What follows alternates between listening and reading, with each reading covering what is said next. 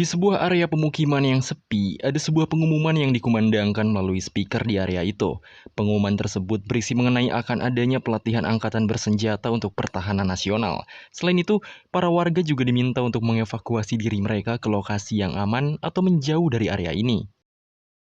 Sedangkan di area tersebut ada sekelompok pria bersenjata yang sedang bersiap dengan alat tempurnya. Nampaknya mereka sedang berjalan mengarah ke suatu rumah yang terlihat sepi. Sedangkan di sisi lain, tepatnya di dalam mobil, seorang pria dengan snipernya sedang membidik ke arah rumah yang sama. Setelah berkonsentrasi dan melihat pergerakan targetnya, ia pun menarik pelatuk snipernya.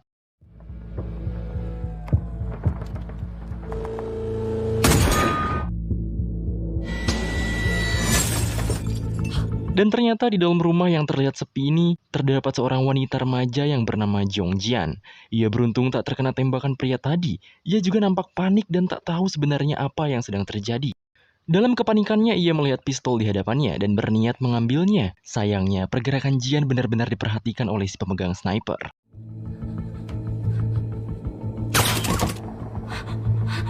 Seketika, ia pun berfokus lalu teringat perkataan dari seorang pamannya. Pada saat itu, Jian dan pamannya yang bernama Jong Jinman sedang menonton film. Pamannya itu mengajarkan padanya bahwa manusia itu berbeda dengan capung dan tak bisa melihat segalanya dengan mata manusia.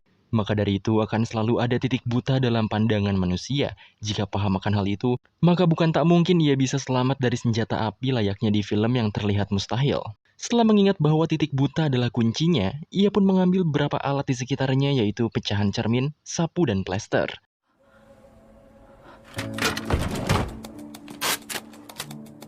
Lalu ia pun nampaknya memancing si penembak jitu dengan sapu yang ia buat. Si penembak jitu pun tertawa melihat apa yang dilakukan oleh Jian. Ia pun hanya menembaki pancingan dari Jian.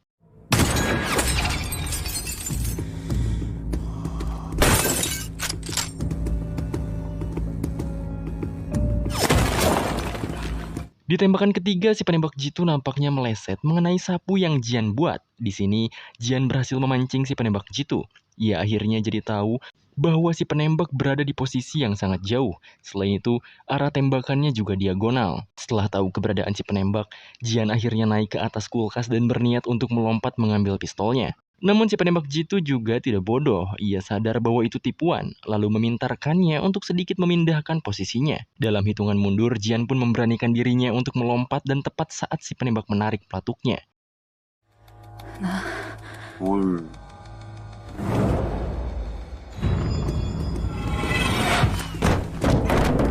Setelah berhasil melompat dan menghindari peluru snipernya, Jian berusaha merogoh pistol di bawah sofanya. Namun saat ia membalik sofanya, ia menemukan sniper di bawah sofa tersebut untuk membalaskan tembakan si sniper jitu. Dan series berjudul A Shop for Killers pun dimulai.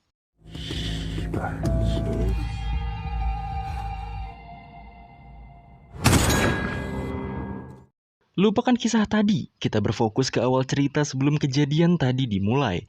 Jong Jian ditahan di kepolisian. Itu dikarenakan ia memukuli seorang pria yang diduga masuk ke dalam toilet wanita sembarangan. Jian yang merasa tidak bersalah meminta pihak kepolisian untuk dipulangkan saja. Namun si polisi malah meminta Jian menghubungi pihak keluarganya terlebih dahulu.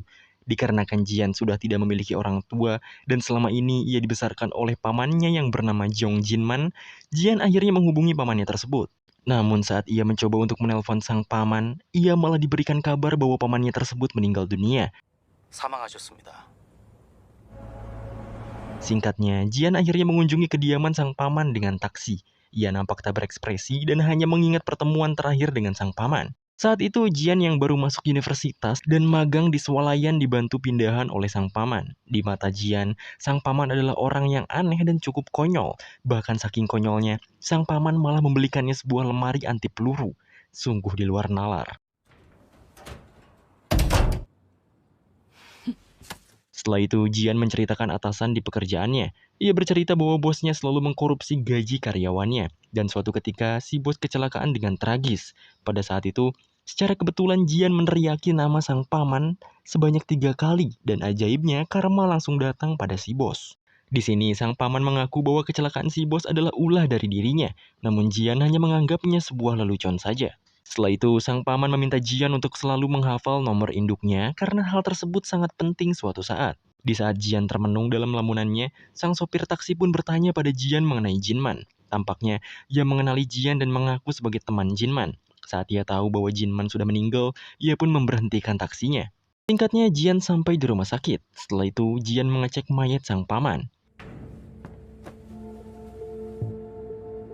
Menurut autopsi, Jong Jinman meninggal karena bunuh diri. Namun Jian merasa ada yang janggal dengan kematian pamannya itu. Biasanya, orang bunuh diri menyayat lengannya, sedangkan pamannya terdapat sayatan di bagian leher. Menurut pihak polisi juga, dari rekaman CCTV tidak ada orang lain selama seminggu. Saat mayat ditutup, Jian melihat sedikit tato milik sang paman yang bertuliskan Murder Hell. Ia tampak penasaran dengan tatonya, bahkan saking penasarannya ia tak berfokus pada pengurusan pemakaman sang paman. 삼촌은 여기서 담배 여기 머리 Setelah itu, Jian pulang ke rumah sang paman. Masih belum cukup untuk merenung, ia pun duduk di teras rumah pamannya itu. Namun seorang pria bernama Bai Jongmin menghampiri Jian. Jongmin ternyata teman kecil Jian. Ia datang untuk membantu Jian mengambil foto sang paman untuk pemakamannya nanti. Karena sang paman benar-benar misterius dan tak pernah berfoto. Jongmin akhirnya memotret wajah Jinman di foto keluarga mereka dan mengeditnya untuk foto pemakaman nanti. Selain itu, Jongmin juga pernah bekerja paruh waktu untuk Jinman. Pada saat itu, Jongmin bekerja dengan Jinman untuk merombak situs penjualan selang agrikulturnya. Karena Jongmin pintar di dunia IT, maka dari itu Jongmin juga dimintai keterangan oleh pihak kepolisian karena ia adalah orang terakhir yang menghubungi Jinman. Karena mayat Jinman ditemukan di kamar mandi, Jongmin juga menawarkan dirinya untuk membersihkan kamar mandi di sana. Dengan cara itulah ia akan membantu pemakaman Jinman. Singkatnya, pemakaman Jinman akhirnya dilakukan. Sopir taksi tadi juga membawa teman-teman Jinman di masa lalu. 이거 다 빚이요. 주인이 저 예천 고등학교 Sedangkan di sisi lain ada seorang pria misterius berjubah panjang yang baru mengetahui kematian Jong Jinman. Nampaknya ia bukanlah orang sembarangan. Kembali ke pemakaman, si sopir taksi dengan ramah menawarkan makanan dan minuman lain kepada dua tamu tak dikenal dan misterius. Namun, mereka tak menghiraukan tawarannya. Sang sopir pun merasa tak dihargai dan berkata pada Jian bahwa dua orang itu adalah orang luar dan tak dikenalnya. Sedikit menyoroti Jongmin yang sedang membersihkan kamar mandi. Di sana nampaknya ia menemukan bercak darah pada lemari di dekatnya. Saat ia buka, ia menemukan sebuah telepon genggam. Di pemakaman, sang sopir taksi dan teman-temannya meratapi kepergian kawan lama mereka. Mereka juga mengingat di masa lalunya bahwa Jinman banyak menolong mereka, sehingga mereka bersedih atas kepergian Jinman. Sontak hal itu membuat Jian kaget, karena ia pikir selama ini sang paman tak memiliki teman.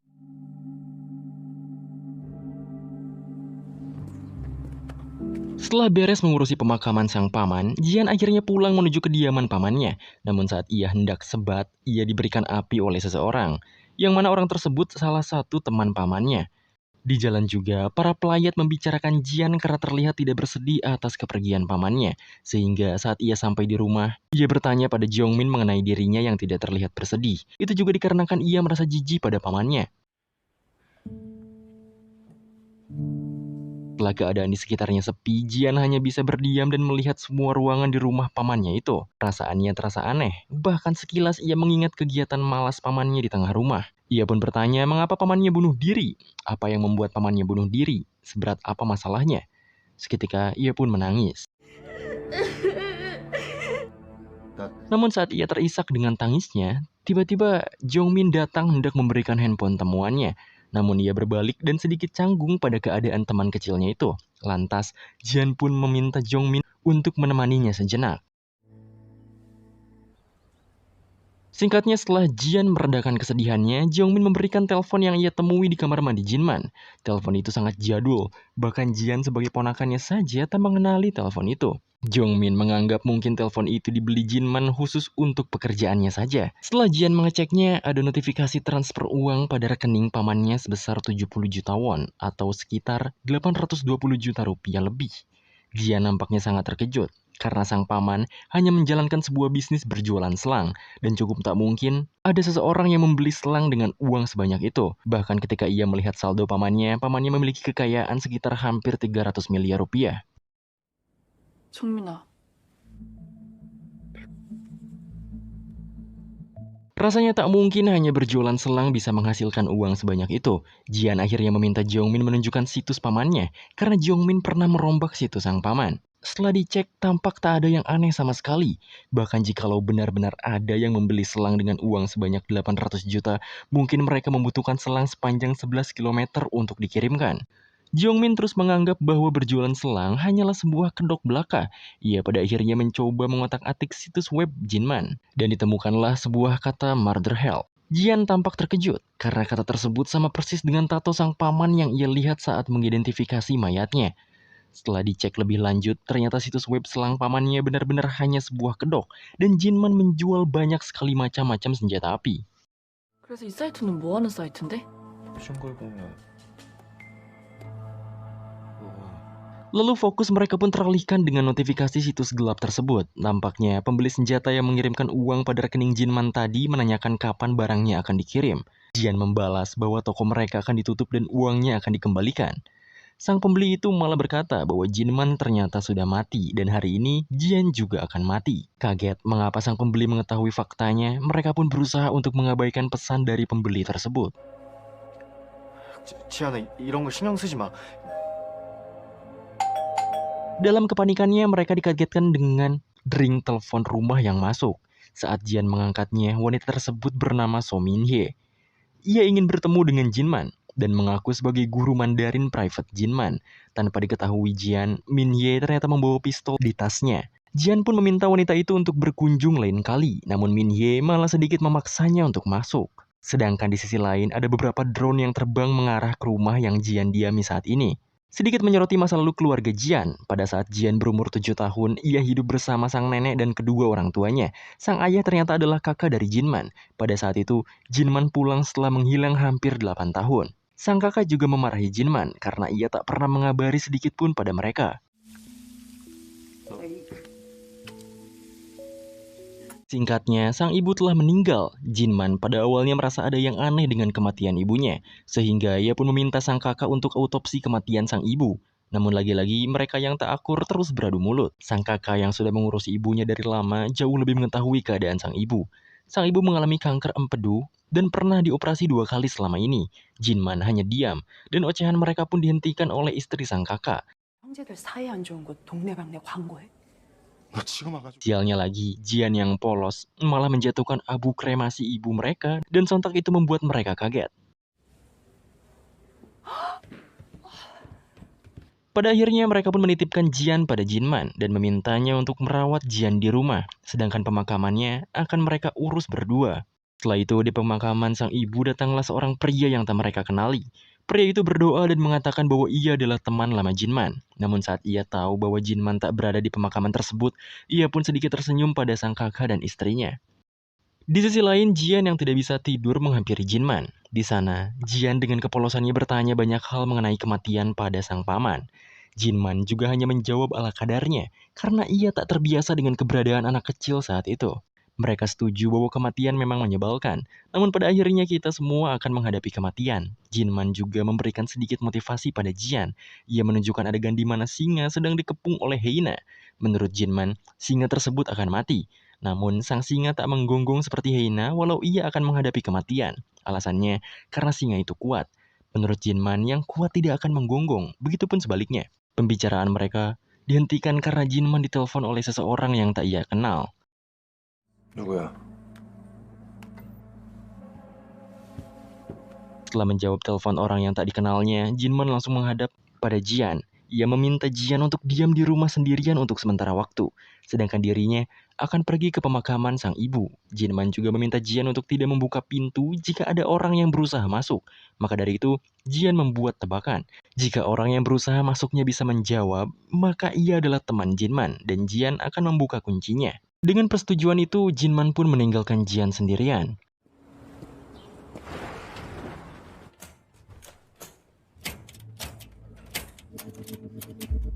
Singkatnya, ada seorang pria yang berusaha masuk ke rumah Jian. Jian pun sesegera mengajukan pertanyaan pada orang itu, namun orang itu terus berusaha masuk tanpa menjawab pertanyaannya. Saat berusaha masuk, pria tersebut ditarik oleh seseorang dan dihajar habis di belakang pintu Jian. Setelahnya, pria lain masuk dan menjawab pertanyaan Jian dengan teleponnya. Ia juga mengaku temannya Jinman dan meminta Jian untuk bersembunyi di kamar.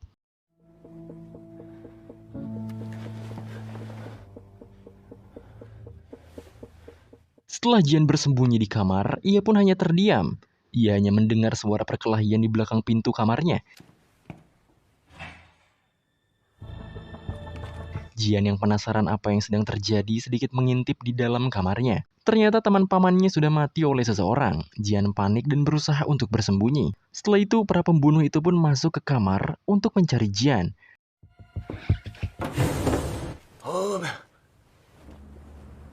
Yang ternyata Jian bersembunyi layaknya Jackie Chan di tiang besi.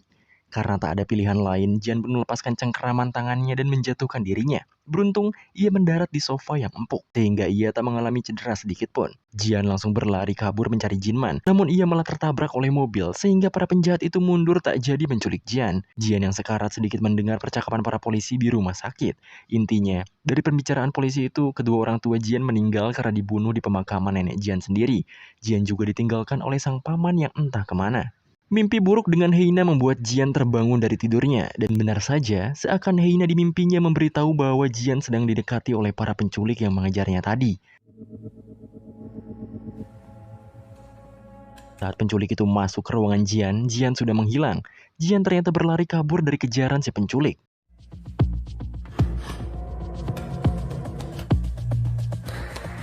Tak punya pilihan lain, Jian akhirnya masuk ke ruang mayat. Bahkan gilanya, Jian masuk ke kulkas mayat untuk bersembunyi. Dan parahnya lagi, ternyata mayat yang Jian masuki ternyata ibunya sendiri. Si penculik yang tahu Jian ada di antara kulkas mayat di sana membuka kulkasnya satu persatu. Jian hanya bisa memeluk mayat sang ibu. Ia tak bisa mengeluarkan suaranya, bukan karena tak kuasa, melainkan benar-benar tak bisa. Penculik dikagetkan oleh rekannya. Ternyata rekannya itu berhasil disandra dan ia diserang oleh seseorang. Setelah berhasil mengalahkan para penjahat tadi, Jinman membawa Jian keluar dari kamar mayat.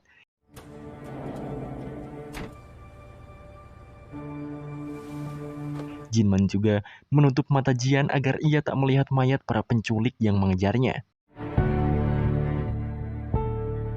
Bulan kemudian, Jinman nampaknya terpaksa bertanggung jawab mengurusi Jian. Mereka juga pindah ke hunian baru.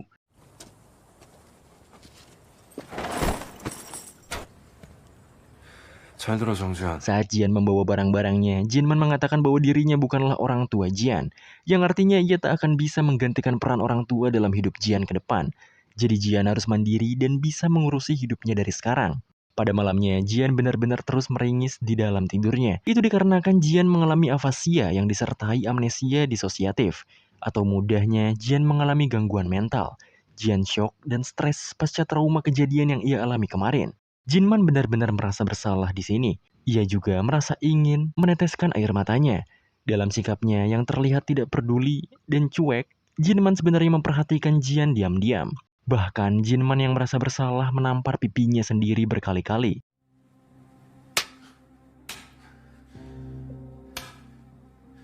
Singkatnya, Jian juga mulai bersekolah SD. Jinman selalu berkonsultasi dengan guru Jian, yang mana menurut gurunya, Jian agak kesulitan karena Jian tak bisa berbicara. Bahkan, Jian selalu dibully oleh teman-temannya. Namun terkadang, Jongmin membantu Jian agar terhindar dari pembulian. Anak-anak selalu berkata kasar dan mengolok-olok Jian karena orang tuanya dibunuh. Jian yang emosi membanting kursi kepada si pembuli itu. Jian tak punya teman, Jian sendirian. Ia tak bisa berbicara dan saat musim hujan di mana anak-anak lain dijemput oleh orang tuanya, Jian malah jalan sendirian di tengah derasnya hujan. Jinman yang datang dengan mobil pick-up-nya berusaha menjemput Jian, namun Jian tak menghiraukan Jinman dan memilih untuk berjalan sendirian.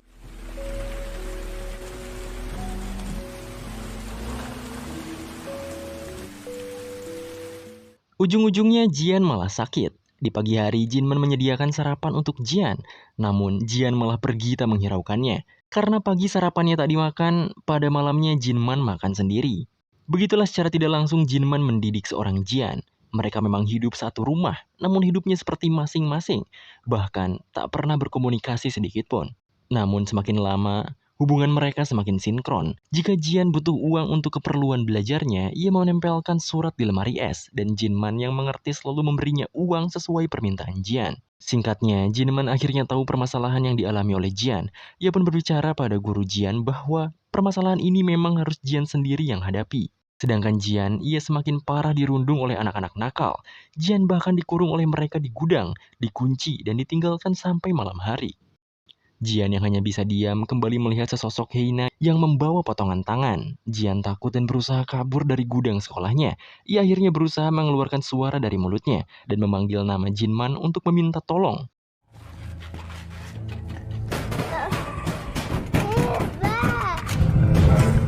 Setelah itu, Jinman datang dan membuka gudangnya. Jian terus menangis, bahkan ia memukuli Jinman. Dengan kejadian ini, Jian akhirnya kembali bisa berbicara.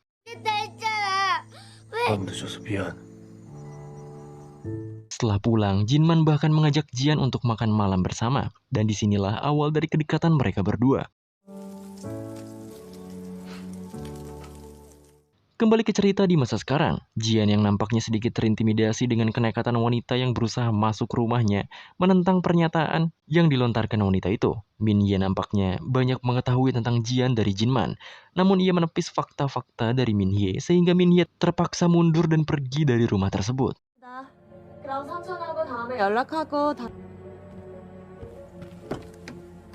Setelah Min Ye pergi, Jian mendapatkan pesan ancaman untuk dibunuh lagi. Jongmin nampaknya berhasil meretas situs Mother Help dan meminta Jian untuk melihatnya. Menurut Jongmin, situs tersebut dioperasikan khusus untuk anggota yang berwenang.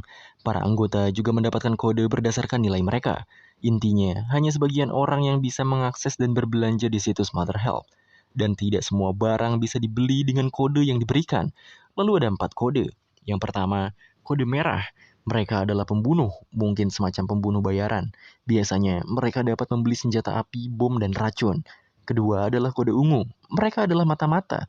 Mereka biasanya membeli dan menjual informasi. Selain itu, ada penyadap, kamera, dan barang lainnya yang bisa digunakan untuk bunuh diri ketika penyamaran mereka terbongkar. Ketiga adalah kode kuning. Mereka adalah kru pembersih. Biasanya, alat dari kode ini tidak lain adalah obat, deterjen, atau alat pembersih yang digunakan untuk membereskan mayat. Selain itu, mereka juga menyediakan jasa administrasi untuk menghindari hukum. Dan yang terakhir adalah kode hijau. Kode hijau nampaknya agak sedikit berbeda. Menurut panduannya, semua kode tidak boleh menyerang kode hijau.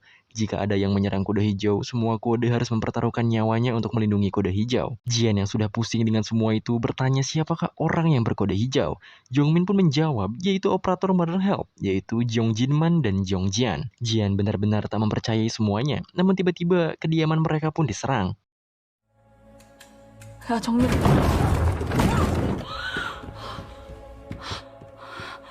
Setelah dilihat, ternyata pagar beton rumah mereka telah hancur, bahkan ada beberapa drone yang membawa senjata berusaha menyerang mereka.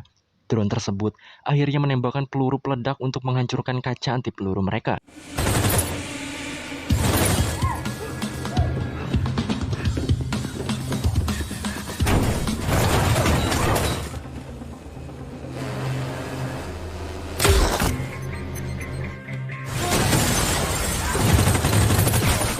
Drone tersebut bisa masuk ke rumah mereka dan mereka berusaha untuk masuk ke ruangan lain di rumah itu. Jongmin yang terpisah dari Jian memutuskan untuk masuk ke dalam lemari anti peluru dan drone tersebut berhasil mengetahui keberadaannya.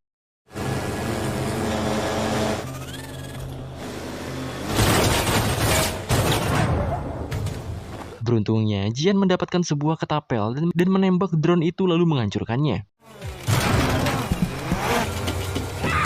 Lalu scene pun berpindah. Kita diperlihatkan dengan sekelompok pria bersenjata yang sedang berkumpul. Tetua mereka yang bernama Mr. Kim pun datang. Mr. Kim menyayat lengannya dan mengeluarkan sesuatu dari balik kulitnya. Lalu kita juga diperlihatkan dengan si sniper Jit bernama Seongjo. Nampaknya mereka yang telah mengetahui kematian Jinman berniat membunuh keponakannya yaitu Jian. Mungkin mereka akan mendapatkan bonus besar jika membunuhnya. Setelah itu mereka pun pergi bersama menjalankan misinya.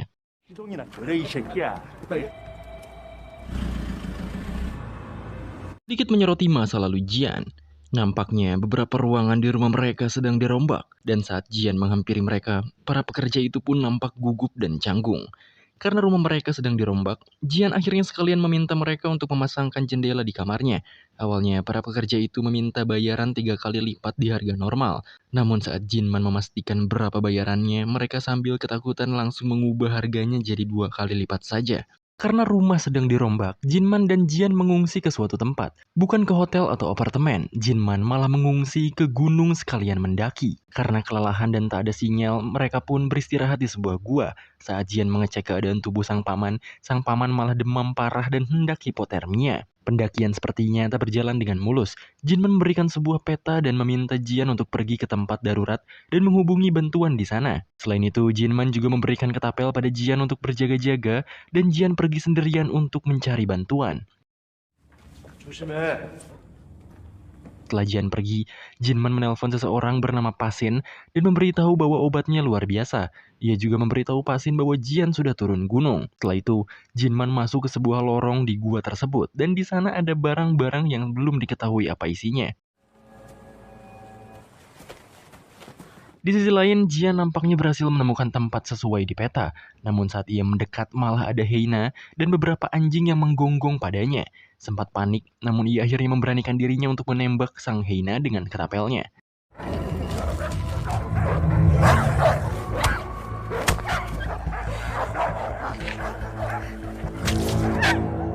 Selain itu, Jinman juga menembak anjing-anjing sisanya dan membuat Jian kaget. Di jalan saat mereka pulang, nampaknya Jian bad mood karena sang paman terlihat baik-baik saja. Ia juga cukup keheranan mengapa sang paman memiliki senjata api. Jinman mengaku bahwa Pasin atau si pekerja bangunan tadi meminjamkan senjatanya. Dan tentu saja, semua ini nampak janggal bagi Jian. Singkat cerita, Jian berlatih menembak dengan ketapel sendirian. Namun tiba-tiba sang paman ikut menembak dengan senjata apinya.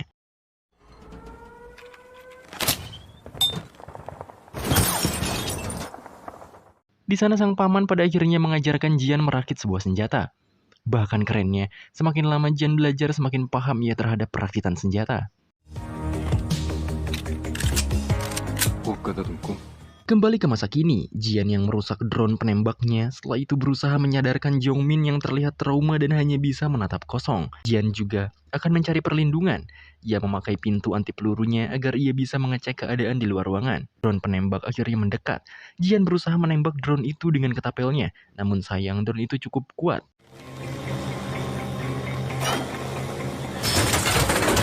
Sedangkan di sisi lain, Min Hye yang mengetahui Jian sedang diserang, langsung mengeluarkan senjata pemusnah arus sinyal. Sedangkan Jian, pintu yang ia jadikan tameng, ditembak peluru peledak dan ia harus terlepas dari tamengnya. Drone tersebut pun bersiap mengerahkan senjatanya untuk menembak mereka berdua. Beruntung saja Min Hye tepat waktu untuk menembakkan senjata uniknya, dan membuat para drone itu tak berfungsi.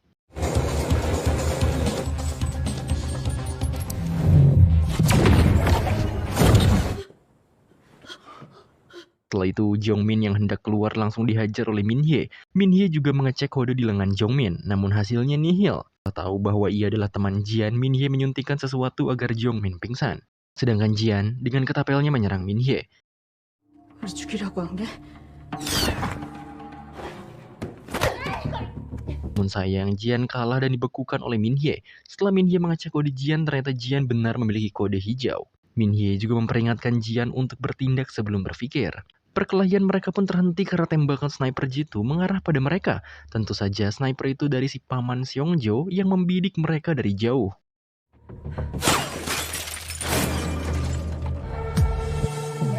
형님, 이거 먹고 힘내? 나 너랑 싸우러 온 거 아니야. Kembali pada Jian, Min Hye menjelaskan bahwa dirinya tak akan menyerang Jian melainkan akan melindungi Jian.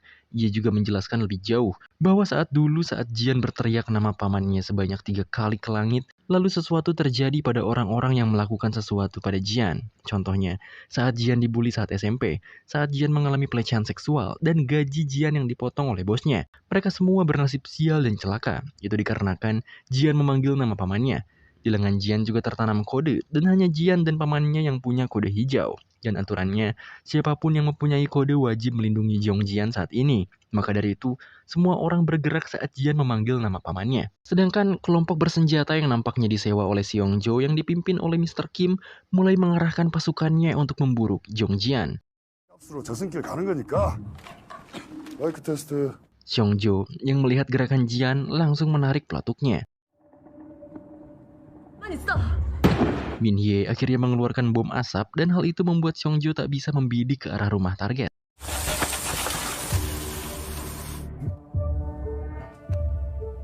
Seongjo merasa keheranan, ia pun berasumsi bahwa Jian dibantu oleh seseorang. Lalu ia pun meminta Mr. Kim untuk membersihkan asapnya dan keluarlah drone untuk membersihkan asap di rumah itu. Min-hye juga langsung menembak drone-nya hingga rusak dan keberadaan Min-hye diketahui oleh Seongjo. Namun Min-hye lengah, Seongjo berhasil menembak lengannya.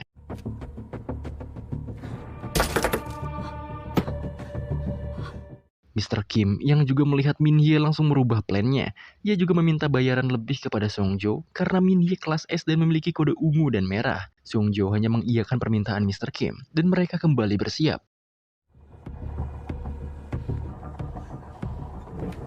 자, 도쿄와의 거리 1,500m.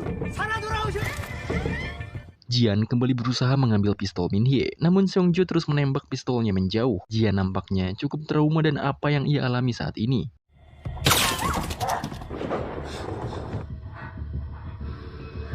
Seperti di awal series ini dimulai, ia pun menggunakan idenya dan membuat pancingan pada Seongjo dengan sebuah sapu.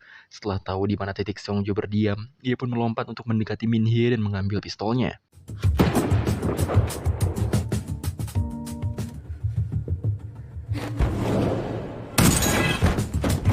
Saat hendak merogoh pistolnya yang jauh di bawah sofa, ia pun membalik sofanya dan malah menemukan sniper keren di bawah sofa itu. Awalnya, Min-hye hendak mengambil snipernya, namun ia serahkan pada Jian sekaligus mementori Jian untuk menggunakan sniper itu.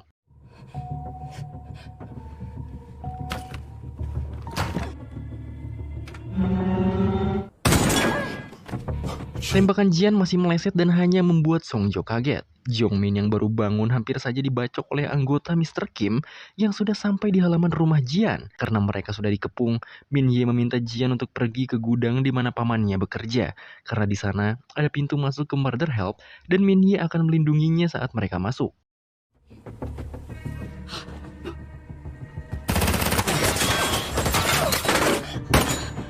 Jian kembali menggunakan pintu sebagai tameng. Seongjo juga mulai mengetahui pergerakan Jian dan berusaha menembaknya.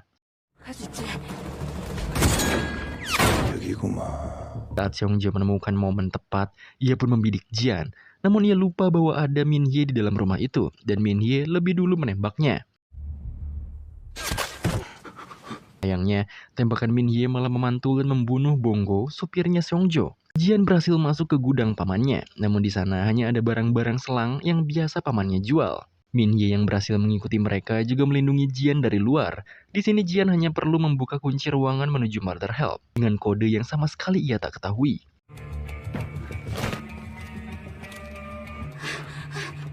Namun setelah ia mengingat nomor induknya sesuai yang pamannya perintahkan, ia pun berhasil dibawa menuju ruangan Murder Help.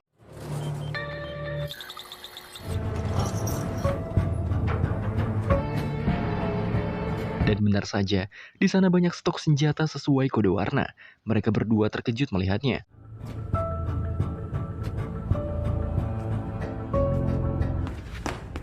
Lebih dikejutkannya lagi, ada seseorang menggunakan topeng yang menodongkan senjata pada mereka. Si topeng itu mengenalkan dirinya yang bernama Brother, dan ia nampak mengenali Jian. 난 브라더야. Di sisi lain, Mr. Kim dan kelompoknya masuk ke dalam gudang yang sudah ditunggu oleh Min-hye. Min-hye hanya tersenyum dan sepertinya baku tembak benar-benar terjadi di dalam gudang itu.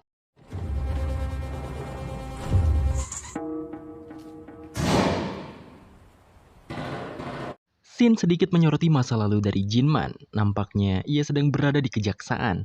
Ia jadi saksi pembunuhan seseorang di dalam kurungan bernama Bell. Saat itu, Jinman mengingat kejadian saat pemakaman ibunya berlangsung. Jinman ternyata ditelepon oleh seseorang bernama Junchol.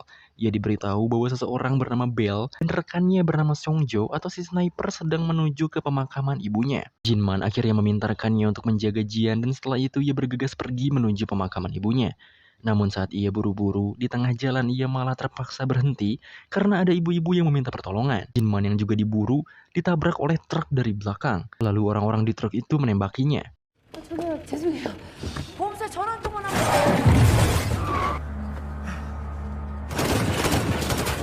Kembali ke masa sekarang, di mana tim Mr. Kim mulai masuk ke dalam gudang yang dijaga oleh Min Hye.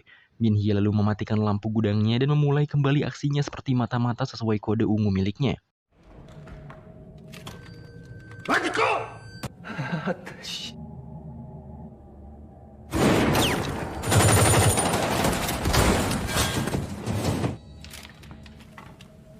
Min Hye benar-benar menjadi assassin. Ia menghilang dalam kegelapan dan membuat Kim benar-benar kewalahan. Sedangkan di sisi Songjo, ia yang gabut dan tidak mendapatkan informasi dari Mr. Kim, memakan makanan sisaan dari mayat supirnya sembari menunggu hasil kerja dari kelompok Mr. Kim.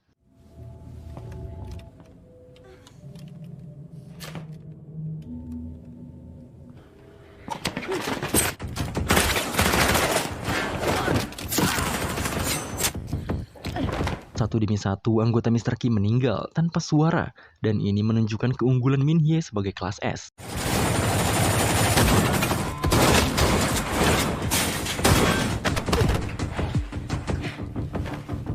Setelah tahu semua bawahannya telah tewas, Pak Kim dihina oleh Min Hye karena sudah tak sehebat dulu.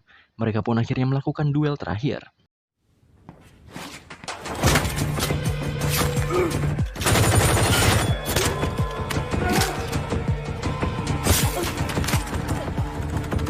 Pada awalnya, Min Hye kewalahan. Kim yang berhasil membekukan Min Hye berniat menusuknya, namun Min Hye berhasil menahan Kim. Tapi seketika, semakin lama Mr. Kim berusaha menusuk, wajahnya malah semakin membusuk. Ternyata, Min Hye lebih dulu mengiris Pak Kim dengan belati beracunnya. Sedangkan di sisi Jian, mereka nampaknya ditodong pistol oleh Brother. Nampaknya, Brother tahu banyak mengenai Jian dan Jongmin. Selain itu, Brother juga meminta Jian untuk memakaikan Jongmin borgol. Jian awalnya hanya menuruti perintah Brother dan mengambil borgolnya. Setelah itu, ia pun menipu Brother dengan menendang Jongmin. Lalu ia menyerang Brother sampai pingsan.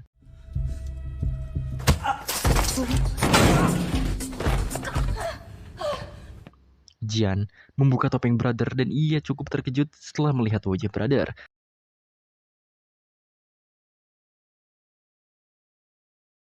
Pada saat itu, Jian pernah berkencan dengan Junmyeon. Mereka menikmati waktu bersama di pasar malam. Bahkan Junmyeon juga mengantarkan Jian pulang dan hendak mengecup bibirnya. 뭐라고? Namun sang paman malah mengganggu mereka beserta Pasin, rekan kerja pamannya. Di sana Junmyeon terintimidasi oleh Jinman dan cukup ketakutan. Bahkan ia juga dimintai SIM karena mengendarai motor tanpa helm. Junmyeon akhirnya memutuskan untuk pergi dan meninggalkan mereka di sana. Di sini Jian mulai kesal dengan perilaku pamannya karena dengan seperti itu Jian malah tak memiliki teman ataupun pacar. Singkatnya, saat Jian bekerja paruh waktu, para pembuli di masa lalu mulai membicarakan Jian kembali. Mereka sedikit menghina dan mengungkit orang tua Jian yang sudah meninggal. Beruntungnya, Jian tak mendengar percakapan mereka. Setelah itu, saat Jian sibuk bekerja, Junmyeon hendak makan di tempatnya bekerja. Namun setelah tahu Jian bekerja di sana, ia pun memutar badannya dan pergi mencari restoran lain. 그냥 아니. Singkatnya, pada malam hari, Jian mendatangi Jinman yang sedang makan. Ia membicarakan sikap pamannya yang terlalu posesif menjaga Jian. Bahkan saking posesifnya setiap Jian memiliki teman dekat, mereka selalu pergi karena sikap pamannya yang mengintimidasi. Bahkan, satu-satunya teman Jian bernama Min Sok ditatap oleh Jinman selama 10 menit. Dan tutor Jian yang bernama Jin Ki juga malah diancam untuk kerja yang benar sehingga mereka semua meninggalkan Jian. Jinman menjelaskan, alasan Jinman menatap Min Sok karena Min Sok mencuri jam tangan Jinman, dan Jinman menunggu Min Sok meminta maaf. Sedangkan untuk Jin Ki sendiri, Jinman mengetahui bahwa Jin Ki adalah orang yang bobrok. Ia melakukan pelecehan seksual pada orang lain, dan Jinman memberitahu Jian bahwa sebagai wali, ia akan berusaha menjaga Jian sepenuhnya. Jian agak sebal karena pamannya sangat protektif. Ia juga mengungkapkan bahwa dirinya saat ini sedang menabung agar bisa pindah dari rumah Jinman. Bahkan, ia menanyakan fakta soal kematian orang tuanya yang ia tak ketahui. Jinman akhirnya menantang Jian untuk memukul wajahnya. Jika Jian berhasil memukulnya, maka ia akan memberitahukan fakta orang tuanya dan Jian diperbolehkan untuk pindah dari rumah pamannya. Jian akhirnya mencengkram lengannya dan berusaha memukul pamannya. Namun Jinman yang terlalu overpower malah berhasil membuat Jian kesal. 느려. Di lain waktu, Jian sedang berlatih menggunakan forklift bersama Pasin. Pasin adalah pekerja yang membantu pekerjaan Jinman. 와봐. 소질이 있네. Setelah ia menemukan momen yang tepat, ia pun menggunakan forkliftnya untuk menyerang Jinman.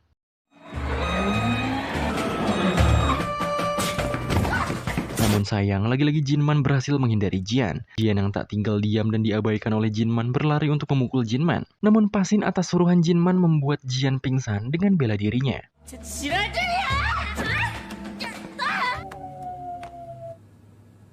Setelah bangun dari pingsannya, Jian tampak bingung. Ia hanya melihat pamannya dan Pasin sibuk mengerjakan selang-selangnya. Setelah berbicara pada mereka, nampaknya Jian tak terima dirinya dibuat pingsan oleh mereka.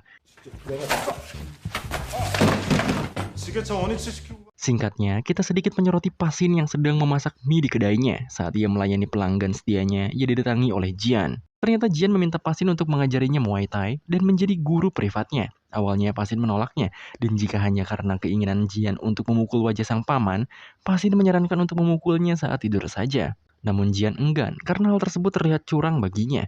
Akhirnya, Pasin pun meminta bayaran saja pada Jian karena ia juga sedang membutuhkan uang untuk menyekolahkan anaknya. Karena Jian hanya bekerja paruh waktu dan masih SMA, akhirnya ia akan membayar Pasin 50.000 won setiap bulan dan Pasin pun menyetujuinya. Pasin akhirnya langsung mengajak Jian ke halaman latihannya dan dimulailah latihan Jian selama berbulan-bulan bersama Pasin.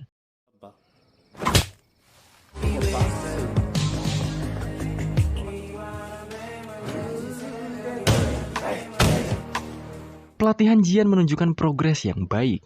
Ia berlatih tak mengenal tempat, dan terkadang ia juga sesekali mencoba diam-diam memukul pamannya.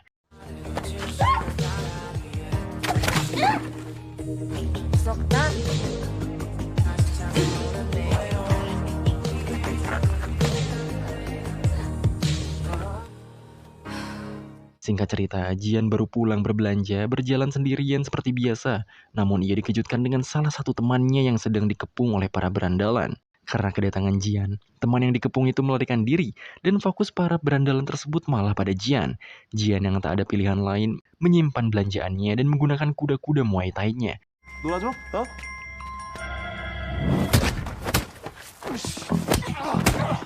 Berhasil menjatuhkan salah satunya, Jian nampaknya terkejut polos.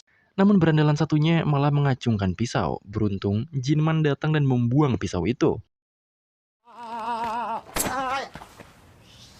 Para polisi pun datang bersama teman Jian, yang nampaknya mengadu pada polisi. Setelah semua itu, Jian pulang bersama Jinman. Di mobilnya, Jinman mengatakan bahwa mungkin benar Jian lebih kuat saat ini. Namun kemampuannya masih belum cukup, apalagi melawan senjata tajam dengan tangan kosong. Jian akhirnya meminta diturunkan di tempat Pasin dan anehnya, di kediaman Pasin ramai dikerumuni massa. Setelah Jian dekati, ternyata Pasin telah pergi. Ia juga memiliki banyak utang pada orang-orang tersebut. Namun di tengah keramaian orang tersebut, polisi memberikan ikat kepala Muay Thai pada Jian dari Pasin yang menandakan bahwa Jian sudah mampu dengan bela dirinya. Kembali ke masa sekarang, Jian nampaknya kaget melihat banyak CCTV yang ternyata CCTV itu mengarah pada lokasi-lokasi Jian berada selama ini. Lebih gilanya lagi, mereka menyimpan CCTV di toilet sehingga hal itu membuat Jian emosi dan mengancam Brother. Brother yang gagap hanya berkata mereka tak memiliki waktu untuk menjelaskannya karena Min Hye sedang dikepung di luar bangunan ini. Jongmin juga menyalakan saklar lampu ruangan di sana dan membuat Brother kejang-kejang karena kulitnya tak bisa menerima cahaya berlebih. Jian akhirnya terus bertanya sejak kapan Brother memata-matai dirinya. Namun saat Brother menjelaskan, Jongmin menyumpal mulut Brother. Setelah menyumpal Brother, Jongmin pun memperingati Jian untuk berhati-hati pada Brother karena bisa saja ia menipunya. Lalu, ia pun akan mencari informasi di komputer ruangan ini mengenai pamannya Jian. Saat Jian lengah, ternyata Brother berhasil melepaskan dirinya sembari berkata jangan mempercayai Jongmin. Lalu ia kabur dari tempat itu.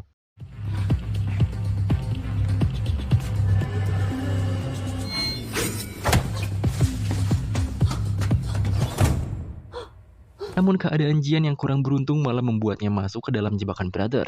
Jongmin juga bersiaga, dan Brother berhasil memperkeruh suasana dengan mematikan arus lampu di ruangan tersebut. Terjebaknya Jian malah menguntungkan bagi dirinya. Jebakan itu malah mengarahkan Jian kepada pusat CCTV di ruangan yang saat ini mereka singgahi. Sedangkan di sisi Jongmin, ia yang tak bisa melihat dalam kegelapan dibuat tak berdaya oleh Brother. Brother juga menyekap Jongmin dan hal itu ditonton oleh Jian sendiri. Brother langsung menghubungkan laptopnya dengan komputer yang saat ini bersama Jian. Brother memerintahkan Jian untuk membuka laci di sebelahnya yang berisi surat penyerahan murder help.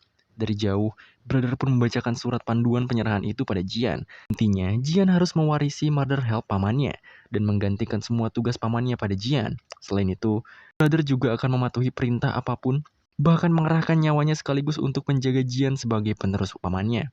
Jian juga menandatangani perjanjian itu. Setelahnya, Jian meminta Brother mengeluarkannya. Brother langsung mengeluarkan Jian.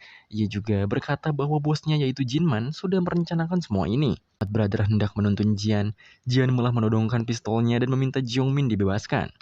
Namun Brother menolak, dan benar-benar menolak untuk membebaskan Jongmin. Bahkan, ia juga berkata bahwa Jinman telah mati karena Jongmin. Mendengar hal itu, Jian benar-benar tidak percaya. Karena tak ada pilihan lain selain menuruti bos barunya, Brother membuka borgol Jongmin. Jongmin malah langsung memukul Brother. Beruntungnya Jian menodongkan senjatanya pada Jongmin.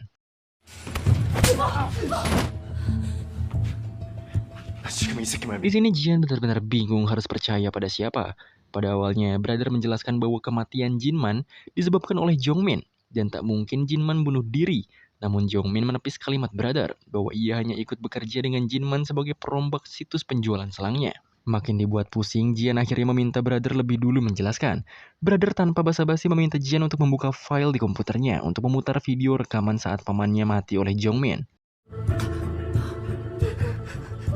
Namun Jian malah kembali terhasut oleh Jongmin. Jika ia klik filenya, kemungkinan hal buruk akan terjadi. Bahkan sedikit lagi Jian klik mouse-nya, Jongmin malah mengingatkan Jian bahwa saat ia dikurung di gudang oleh para pembuli di masa kecil, Jongmin lah yang memberitahu sang paman keberadaan Jian saat itu, sehingga Jian semakin kebingungan harus mempercayai siapa.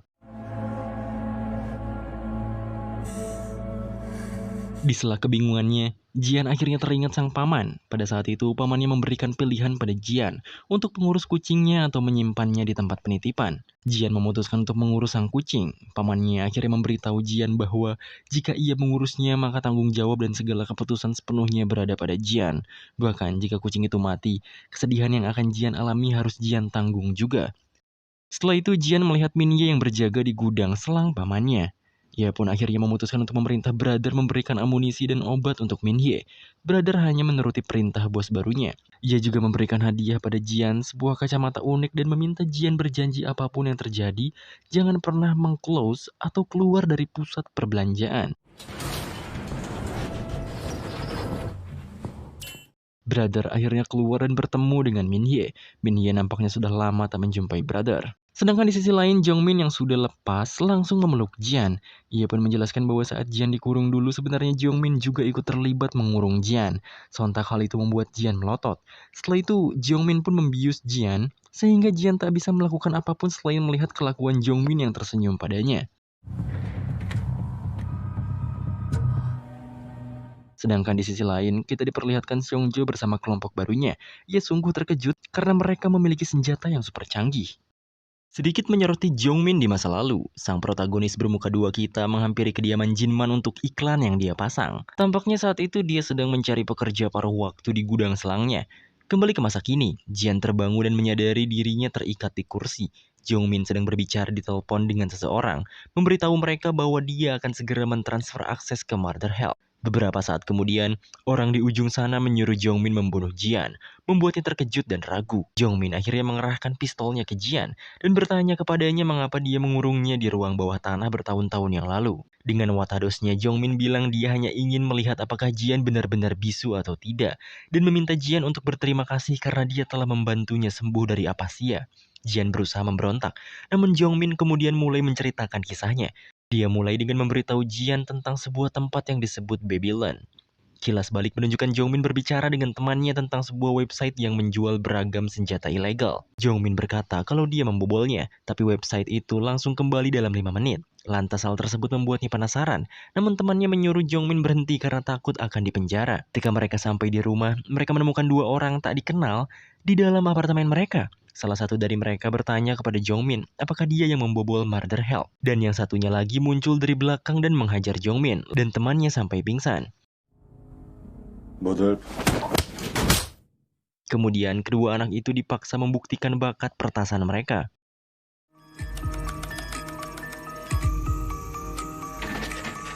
Jongmin berhasil lebih dulu dan temannya akhirnya tertembak di kepala karena kalah dalam lomba. Setelahnya, Jongmin justru tidak merasa kaget ataupun sedih.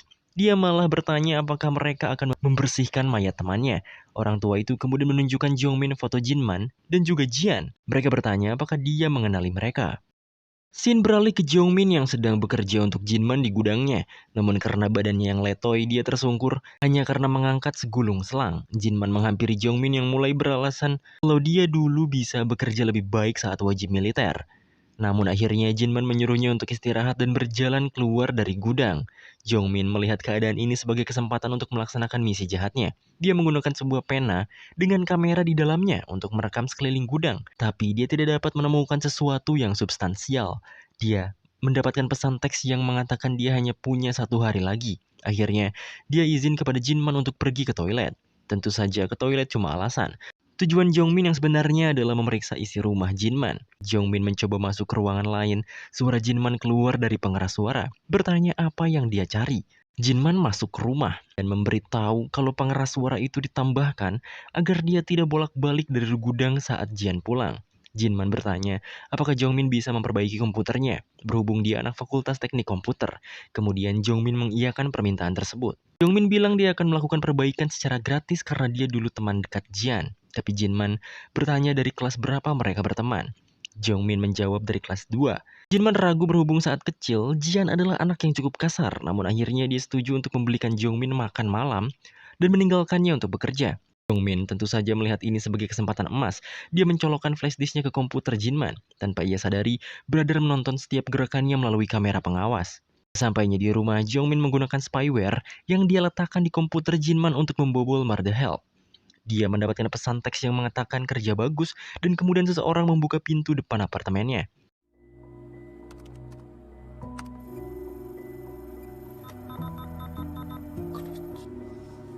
뭐야 이게?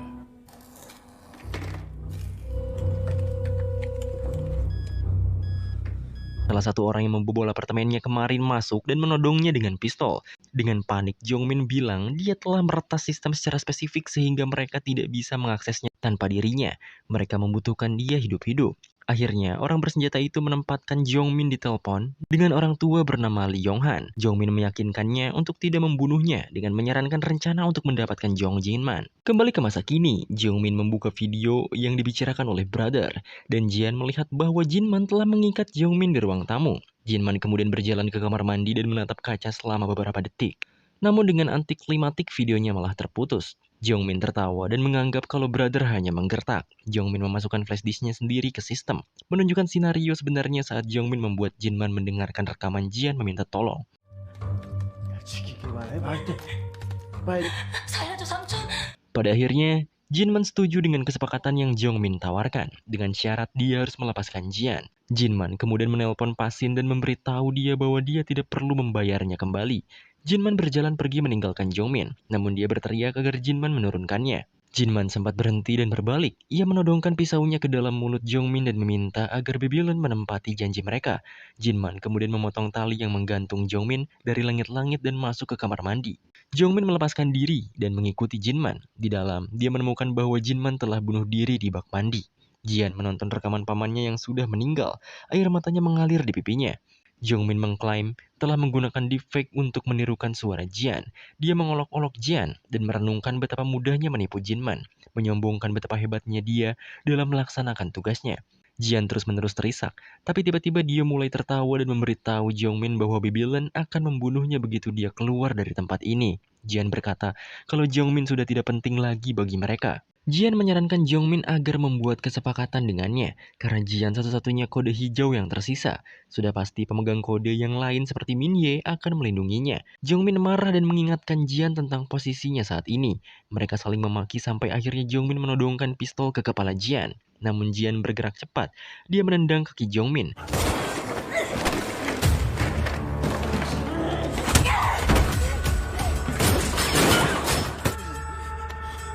Jian berlari di antara barisan rak dan bersembunyi. Sekali lagi, Jian mengingat nasihat pamannya untuk menggunakan segala sesuatu di sekitarnya untuk menyelamatkan dirinya. Adegan beralih kepada Seongjo yang menggerutu dalam telepon karena adanya perubahan perintah. Dia tidak boleh membunuh Jian lagi, melainkan hanya menangkapnya.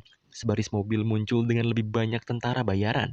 Salah satu dari mereka menghampiri Seongjo dan memberikannya minuman. Kembali ke dalam, Jongmin bermonolog dan kembali menyombongkan dirinya karena telah menjatuhkan Jinman yang selama ini berada di puncak rantai makanan. Sementara itu, Jian sudah siap untuk menyergap si kutu sombong ini dengan jebakan yang membuatnya terpeleset dan jatuh. Hingga kemudian tergantung lagi secara terbalik, persis apa yang dilakukan oleh Jinman. Jian berkata kalau Jongmin sama sekali tak pantas dibandingkan dengan pamannya. Kemudian menghajar wajah si brengsek itu hingga mulutnya berdarah.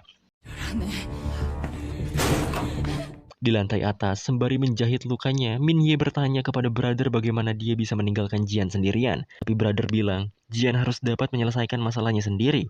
Itulah bagaimana dia dapat belajar untuk bertahan hidup. Dan ia bilang kalau Jian bukanlah orang yang lemah. Min Ye bertanya apakah 12 peluru merupakan semua yang dapat ia bawa. Tapi brother kemudian mengambil sebuah martil dan mengetuk dinding. Dia berkata bahwa setelah apa yang terjadi dengan Bell, Jinman menduga bahwa serangan seperti ini dapat terjadi kapan saja. Maka dari itu, dia memodifikasi rumahnya. Dan ternyata di balik dinding tersebut tersembunyi arsenal senjata beserta amunisinya. Sesaat kemudian mobil lain muncul dan Songjo mendapati sebuah robot berkaki 4 seperti anjing, namun dibekali dengan berbagai gadget dan juga senjata. Seorang pria dari mobil putih tadi mengendalikannya dan membuatnya berlari ke arah rumah Jian. Songjo yang tadinya meremehkan robot tersebut terkesan dengan mobilitasnya. 잘 들립니까? Sementara itu, brother menghidupkan pengaturan yang membuat dinding baja yang kuat turun di semua jendela. Melihat ini, Songjo memperingatkan Kuma, si pria rambut dreadlock tadi untuk bergegas. Di dalam, brother berkata kalau dinding tersebut hanya akan rusak apabila buah misil menyerangnya. Min Ye mendapati robot anjing tadi berhasil masuk dan berusaha menyerangnya. Namun robot tersebut begitu lincah dan dapat menghindari tembakan yang dilancarkan Min Ye.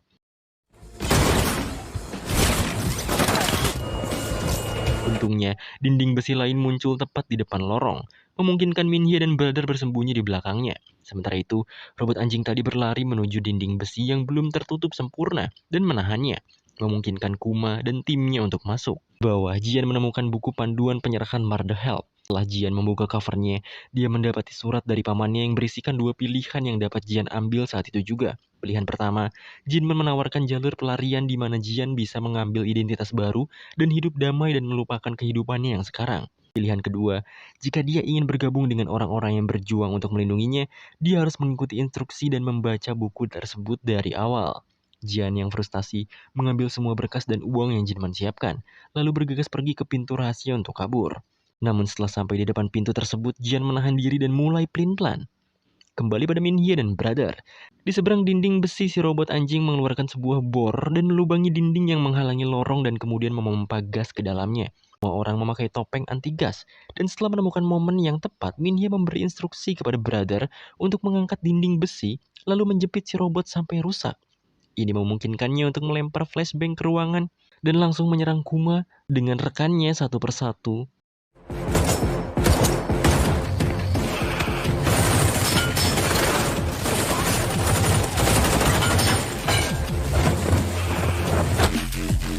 Setelah Min Ye membunuh sebagian besar tentara bayaran Kuma, Jian ternyata naik ke atas dan bergabung dengan brother. Keduanya menarik Min Ye kembali ketika dia terluka. Kuma yang selamat mencoba menembak mereka, tapi Jian melempar 2 granat sebelum Kuma menarik pelatuknya.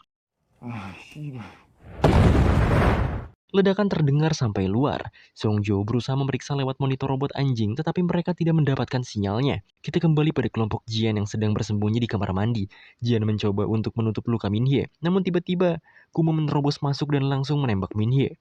Jian diseret keluar. Ia mencoba melawan balik dengan bela diri Muay Thai yang diajarkan oleh pasien, tetapi kemampuannya jelas tidak dapat menandingi seorang tentara bayaran yang sudah berpengalaman. Songjo meminta Kuma untuk tidak membunuh Jian. Kuma mengiyakan, tetapi dia berkata kalau dia akan memotong setengah dari wajah Jian. Kuma langsung mendekatkan mata pisaunya pada wajah Jian, namun tiba-tiba Pasin datang dan menusuk Kuma dari belakang. Pasin langsung membantu Jian untuk berdiri. Jian yang merasa lega atas kedatangan Pasin langsung memeluknya. Sementara itu di sisi lain, kita diperlihatkan kelompok Babylon yang tengah memonitor penyerangan rumah Jinman dari balik layar. Merasa kalau rencana saat ini tidak memuaskan, si pria berkacamata hitam yang memimpin mereka memerintahkan si kembar yang menerobos ke rumah Jongmin untuk turun tangan. Scene kembali dengan flashback ke 14 tahun yang lalu saat Jinman tengah melakukan operasi bersama rekan-rekannya di Babylon. Jinman bersama Pasin dan rekannya yang lain tampak sedang kesulitan dan terkepung. Mereka hanya bisa bertahan di dalam mobil bersama Sandra yang sedang mereka selamatkan. Rekan Jinman yang memegang setir mobil meminta Jinman untuk segera pergi dari area ini. Tetapi Jinman memilih untuk tetap bertahan dan berkata kalau membawa kembali Sandra ke Korea lebih penting daripada nyawa mereka.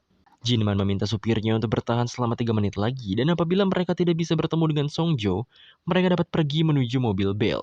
Namun beberapa saat kemudian transmitter radio berbunyi, menginformasikan bahwa Bell telah meninggalkan areanya dan pergi menuju Bravo. Sementara itu, di sisi lain tampak Songjo bersama rekannya tengah terlibat dalam pertarungan 1 lawan 1.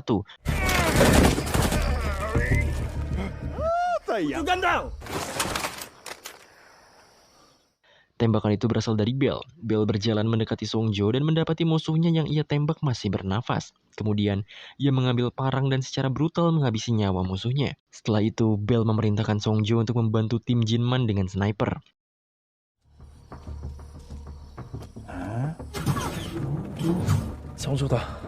Akhirnya keadaan telah mendingin, namun salah satu dari si kembar berkata kalau tim Bell dan Songjo belum sampai ke base camp. Akhirnya Jinman memutuskan untuk mencari Bell bersama pasien. Sementara itu, Songjo bersama rekannya tengah duduk menunggu Bell yang sedang pergi memasuki bangunan.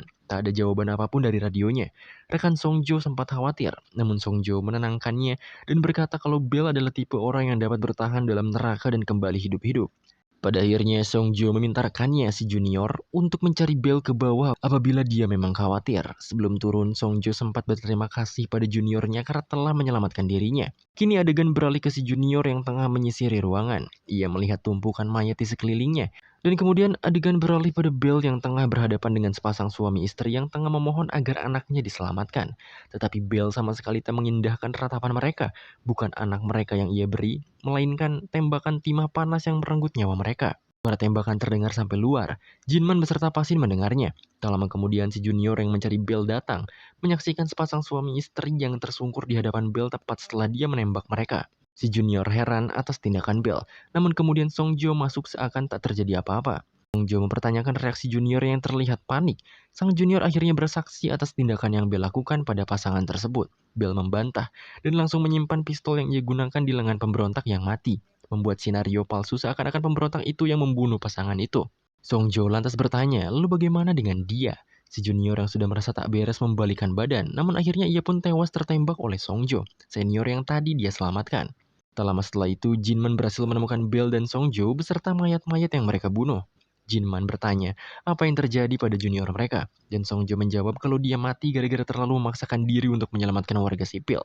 Jinman yang memiliki adab menutup mata sang junior yang tewas tak adil. Sayangnya, Jinman tidak mengetahui hal tersebut. Sepersekian detik berlalu, seorang anak kecil tiba-tiba muncul sembari menggenggam senjata api. Jinman dan timnya refleks balik menodong anak tersebut. Jinman memberikan komando untuk berhenti, tetapi sang setan tetap menarik pelatuknya.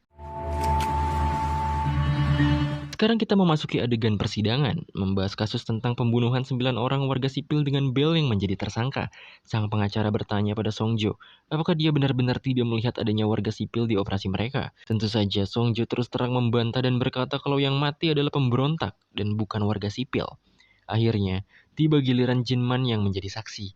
Ia berdiri dan terjadi kilas balik di mana Jinman beserta Songjo sedang beradu argumen di ruang ganti. Songjo terus-terusan beralibi kalau Bell tidak bersalah dan dia justru menyelamatkan hidup Songjo. Adegan beralih lagi saat Jinman berhadapan dengan atasannya, Yonghan. Dia bersaksi bahwa peluru yang membunuh Songwan, junior mereka, berbeda dengan peluru yang dimiliki para pemberontak. Tetapi atasannya justru malah turut membantah dan tidak memedulikan perkataan Jinman. Namun kemudian kita kembali ke percakapan Jinman bersama Yonghan dan juga Songjo. Mereka berdua berujar bahwa Jinman dan Bell itu mirip. Mereka sama-sama berdarah dingin, Bell mengerikan, dan terkadang seperti bukan manusia, tetapi Songjo kerap merasa aman di sisinya. Sedangkan Jinman selalu memprioritaskan misi di atas keselamatan timnya. Yonghan berkata kalau kini mereka bukan lagi tentara biasa, melainkan tentara bayaran. Jadi kerusakan tak terduga merupakan hal yang biasa. Tentu saja Jinman tidak setuju. Sebuah kerusakan tak terduga jelas berbeda dengan pembunuhan yang disengaja. Tetapi saat kembali ke persidangan, Jinman diberikan dilema besar dan berakhir memutuskan untuk ikut membantah tuduhan pada Bell. Hingga akhirnya dia dibebaskan. Tetapi dengan keputusan Jinman tersebut, dia meminta syarat agar Yonghan tidak menempatkan Bell kembali di operasi tim Jinman selanjutnya. Adegan beralih saat tim Jinman tengah dalam perjalanan udara menuju operasi selanjutnya. Di sini Songjo memuji Jinman karena telah loyal dan tidak melaporkan perbuatan Bell. Pasin yang sedang duduk santai merasa terganggu dengan omongan Songjo dan memakinya. Songjo yang merasa tersinggung berdiri dan menghampiri Pasin. Mereka saling adu mulut dan pertengkaran hampir terjadi saat si kembar ikut campur dan membela Songjo. Jinman meminta Pasin untuk berhenti, namun konflik benar-benar reda saat Bell yang seharusnya tidak diikutkan dalam operasi meminta Songjo untuk berhenti. 山东人都干穷，你洗吧，人家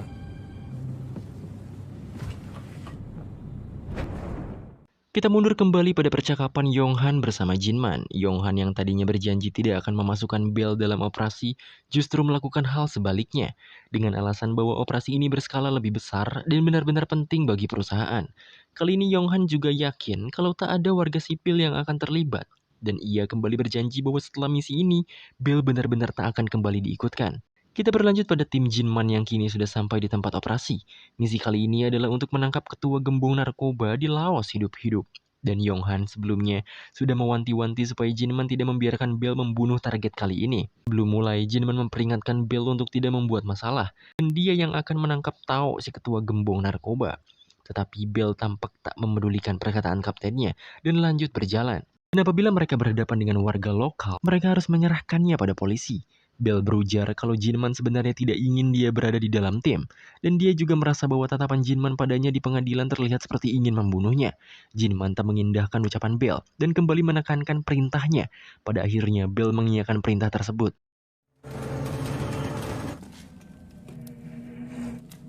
Ini beralih di lokasi operasi. Salah satu dari si kembar menemukan sepasang pria tak bersenjata dan menyuruh mereka berdiri. Ia pun berujar bahwa orang tak bersenjata harus diserahkan pada polisi sesuai arahan dari Jinman. Tapi jelas Bell dengan pikiran luar biasanya mempunyai rencana lain. Dia merogoh pisaunya dan melemparkannya pada salah satu pria yang ketakutan itu. Dengan bingung, pria itu mengambil pisau tersebut. Dan dengan ini secara teknis Bell membuat orang yang tadinya berstatus tak bersenjata menjadi orang yang berbahaya. Bell lantas mulai memancing mereka dengan menarik rambut pria yang memegang pisau, memaksanya untuk membela diri dan menyerang Bell. Hingga akhirnya, Bell menghabisinya dengan pisau tadi dengan cukup brutal.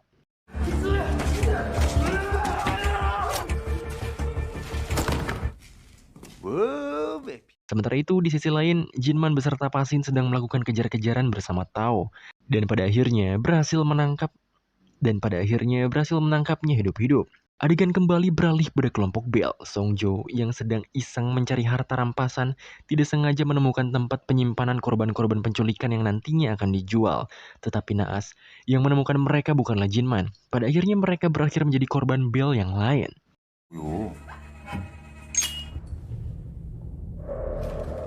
Tentu saja ledakannya terdengar oleh Jinman. Dia segera berlari menghampiri sumber suara dan kembali menyaksikan kegilaan yang diperbuat oleh Bell. Kekesalan Jinman memuncak. Pada akhirnya dia menodongkan senjatanya pada Bell, diikuti oleh yang lainnya. Jinman kembali mempertanyakan Bell yang jelas-jelas diperintahkan untuk tidak berbuat seenaknya dan mengamankan warga sipil. Bell dengan licik mengelak dan beralasan bahwa atasan mereka, Yonghan berkata kalau tidak akan ada warga sipil di operasi kali ini.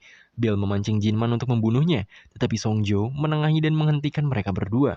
Jinman akhirnya memerintahkan timnya untuk membereskan misi dan membersihkan lokasi dengan meledakkan seluruh bangunan dengan bom.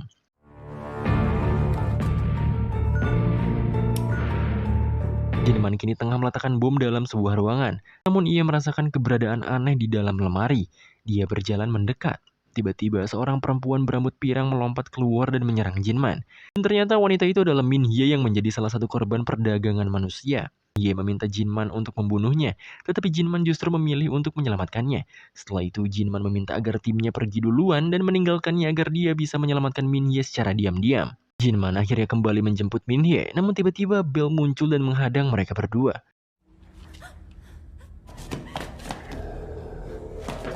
Pada akhirnya Jinman memutuskan untuk melawan Bell dan meminta Min Hye untuk kabur. Di sini Bell bercerita bahwa dia menjadi seorang tentara bayaran hanya agar dia bisa membunuh banyak orang dan dibayar untuk itu. Ia meminta Jinman untuk tidak menyakiti warga sipil dan juga rekan timnya, karena hal tersebut hanya membuatnya semakin ingin membunuh siapapun dengan membabi buta. Bell juga meminta Jinman untuk berhenti berlagak baik, karena mereka sama-sama dibayar untuk membunuh orang. Jinman tak menjawab ocehan Bell, dia langsung bersiap dan membuka pertarungan dengan hunusan pisaunya.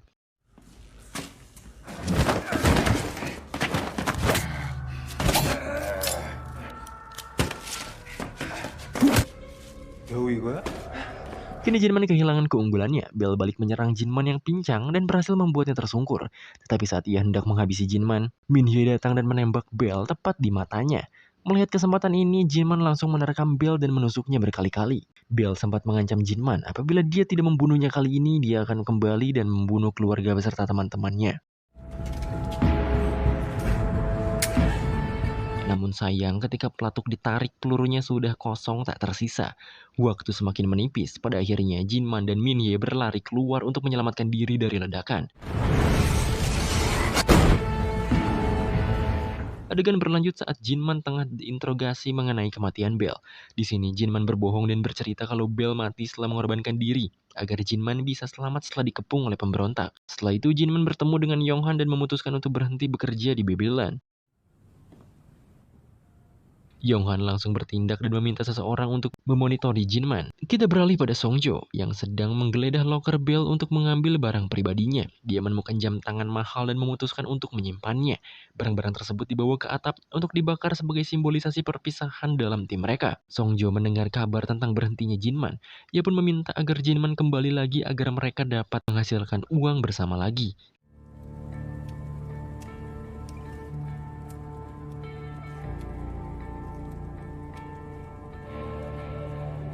Jinman pergi dan tiba di terminal. Dia menyadari bahwa ada beberapa orang yang membuntutinya. Orang pria lewat di depan Jinman dan menggeletakkan sebuah kunci kendaraan di atas tanah. Kemudian setelahnya Jinman menelpon kakaknya yang terdengar marah dan memberitahu kalau dia akan pulang. Dari sinilah Jinman bertemu kembali dengan ibu dan saudaranya. Juga bertemu pertama kali dengan Jian. 너는 이름이 뭐야? Adegan berlanjut saat Songjo tengah latihan menembak di sebuah lembah, dan tiba-tiba seseorang menghampirinya dari belakang. Songjo refleks berbalik dan menodongkan pistolnya, namun dia terkejut karena orang yang ia dapati adalah Bell, yang seharusnya mati dalam operasi mereka di Laos. Masih di dalam flashback, 3 orang Jepang yang tengah membuka sebuah kotak berisikan senjata dari Jinman. Mereka mengambil beberapa senjata dari dalamnya, namun selain senjata ternyata ada hal lain yang tersimpan. Dan orang-orang Jepang tersebut enggan untuk menyentuhnya dan menutup kembali kotaknya. Setelah itu adegan beralih, kotak itu kembali dibuka oleh seorang pemuda, dan ternyata dalam kotak itu berisikan Minhye. Minhye menunjukkan ponselnya, menyampaikan pesan Jinman untuk menitipkan Minhye kepada pemuda itu. Flashback berputar, menunjukkan adegan saat Jinman dan keluarganya yang sedang berfoto. Lalu kemudian kita beralih lagi ke sebuah rumah sakit tempat ibu Jinman dirawat. Ibu Jinman menyuruhnya untuk bersikap baik pada saudaranya dan turut ikut dalam mengurus Jian. Ia pun meminta agar Jinman tidak mengkhawatirkannya. Ia merasa bahwa dirinya sudah menjalani hidup yang baik dan tanpa penyesalan. Jinman meminta maaf, kemudian ibunya menyuruh Jinman untuk pergi berhubung saudaranya akan datang sebentar lagi. Ia juga kembali meminta Jinman untuk menghabiskan waktu lebih banyak bersama Jian. Jinman mengiyakan, kemudian bergegas pergi dengan sedikit frustasi yang tergambar di wajahnya. Ketika kembali pada pemuda di adegan sebelumnya, yaitu Honda, ia menemukan sebuah paket di depan tokonya. Ia membawanya ke dalam hingga masuk ke ruang bawah tanahnya. Ia membuka paket tersebut dan mendapati pistol rakit yang terbungkus oleh berbagai macam kardus alat elektronik. Setelah membukanya, Honda melempar kardus-kardus tadi dengan sembarangan, membuat Minhye yang juga ada di situ kesal dan terpaksa membersihkannya. Honda menatap ke arah monitor CCTV dan mendapati ada seseorang yang menghampiri pintu depan toko. Ia pun lekas merogoh laci dan mengambil pistolnya. Ketika Honda sudah sampai di atas, yang ternyata adalah Jinman. Jinman menggunakan bahasa isyarat, berkata kalau keamanan tempatnya begitu lemah sebagai seorang pedagang senjata. Dan di sini juga kita mengetahui kalau Honda ternyata orang yang bisu. Minhye yang sedang duduk kaget saat melihat Jinman, ia sontak langsung berlari dan memeluk penyelamat hidupnya. Dengan bahasa Koreanya yang masih kaku, Minhye berkata kalau dia merindukan Jinman. Adegan berlanjut, Jinman tengah menginvestigasi jejak rekaman foto dari operasi terakhirnya di Laos. Honda bertanya apakah jasad Bell telah ditemukan. Jinman menggelengkan kepalanya. Kemudian Honda meyakinkan Jinman kalau tim terbaik dari Asia Tenggara sudah melakukan pencarian. Dan ia yakin kalau tak ada seorang pun yang dapat bertahan hidup dari ledakan tersebut. Honda bertanya tentang apa yang akan Jinman lakukan mulai dari sekarang. Jinman masih tidak tahu. Akhirnya Honda menawarkan agar ia bekerja untuknya. Dan ia juga mempunyai rencana untuk membuat online shopping mall dan memperluas bisnisnya. Jinman sempat ragu karena Honda tidak pandai dalam menggunakan komputer. Tetapi Honda dengan bangga berkata kalau adiknya adalah seorang jenius dalam komputer dan tak ada yang tak bisa ia lakukan. Honda juga berkata kalau Minhye dapat merakit pistol, padahal ia tak pernah mengajarkannya. Kini kita berpindah ke dalam rumah sakit di mana ibu Jinman dirawat. Ia sedang tertidur, namun kemudian ia merasakan hawa keberadaan orang lain menghampirinya. Namun ternyata itu adalah Bale. Kita kembali pada kilas balik. Terlihat kelompok Songjo tengah membangun rencana untuk membalaskan dendam pada Jinman. Tetapi Junchol tampak ragu karena mereka berniat untuk menyakiti keluarga Jinman. Bale berkata kalau yang tak mau bisa pergi. Tetapi Songjo menghentikannya dan malah mengancam Junchol dengan membawa-bawa keluarganya. Adegan beralih kembali pada ibu Jinman yang naasnya tengah dibunuh oleh Bale. Adegan berlanjut pada acara pemakaman ibu Jinman yang sempat diperlihatkan di beberapa episode yang lalu. Jinman membawa Jian pulang, tetapi sesaat setelahnya Songjo masuk dan menghampiri pemakaman. Kakak Jinman menghampiri Songjo dan bertanya siapa dirinya. Songjo menjawab kalau ia adalah teman lama Jinman. Ia berkata kalau ia juga membawa karangan bunga, tapi karena kesulitan, ia meminta bantuan mereka untuk membawanya. Songjo menuntun mereka ke atap. Kakak Jinman heran kenapa karangan bunganya bisa sampai di situ. Songjo beralasan kalau pekerjanya melakukan kesalahan dan menyimpannya di situ. Sebuah telepon masuk mengabari Songjo kalau Jinman dan keponakannya telah meninggalkan bangunan. Songjo merasa kecewa dan mulai berkata kasar. Kakak Jinman bingung dengan apa yang Songjo katakan.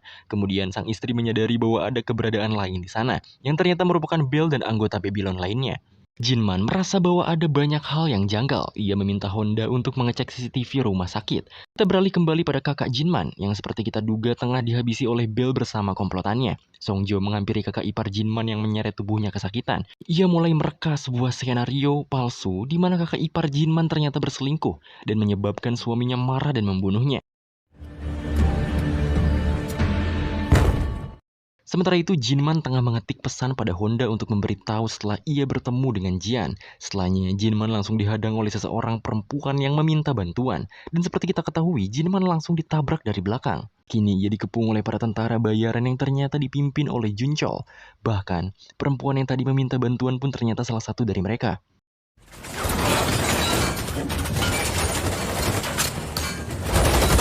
Perlahan-lahan pintu belakang mobil terbuka dan ternyata Jinman sudah siap dengan machine gun miliknya.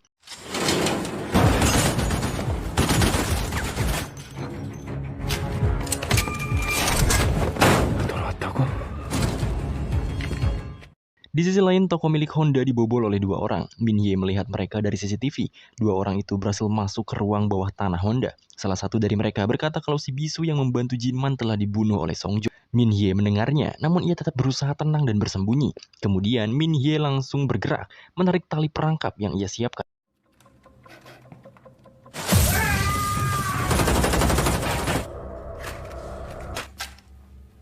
Setelahnya, Min Hye mengemas barang-barangnya, kemudian menekan tombol emergensi yang secara otomatis membakar ruang bawah tanah tersebut.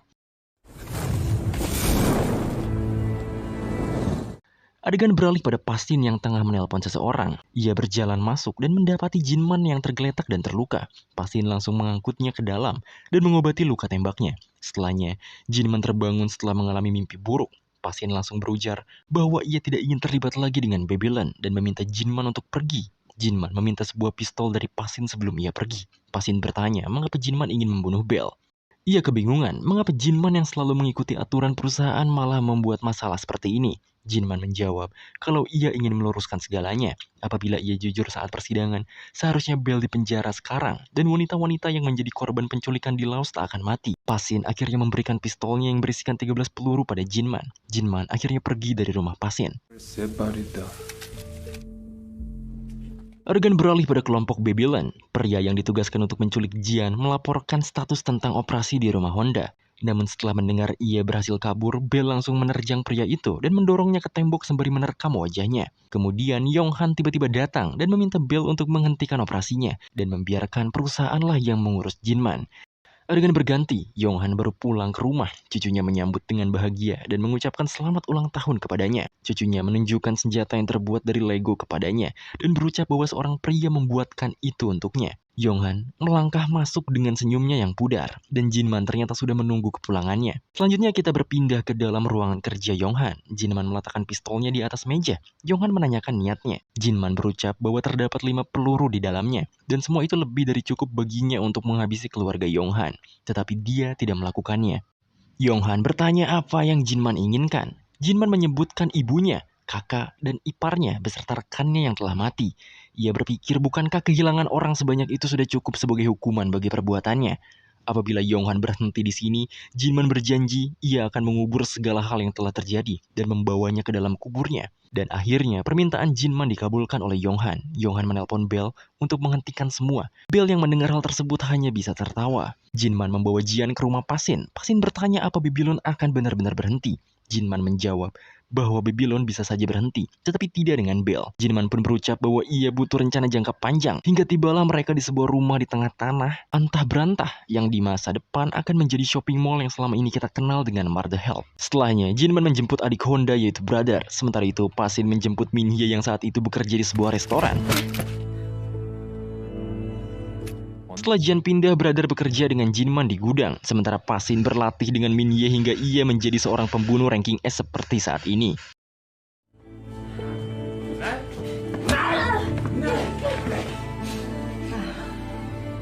Jinman masih mengalami mimpi buruk tentang Bell. Saat ia bangun, ia melihat Jian yang kala itu sedang berlatih menggunakan ketapel. Jinman menghampiri Jian setelah ia menembak salah satu botol sasaran dengan pistol. Jinman menawarkan Jian untuk mencoba pistolnya. 잘 들어 정지야. Kembali ke masa kini, Songjo pada akhirnya meminta bantuan si kembar untuk memburu Jian. Awalnya si kembar sedikit meremehkan Songjo karena sudah tak sehebat dulu. Namun Songjo malah memperingati si kembar bahwa rumah tersebut bukan rumah biasa. Jinman merancangnya benar-benar seperti benteng. Di sisi lain, Pasin dan Jian berusaha mengobati Minhye yang terluka parah, sedangkan Brother, ia mencari petunjuk dan ruangan-ruangan rahasia yang Jinman sembunyikan. Brother nampaknya menemukan sesuatu seperti bubuk mesiu yang berpotensi meledak. Ia yang sudah tinggal selama 14 tahun bersamanya, bahkan tak mengetahui hal tersebut.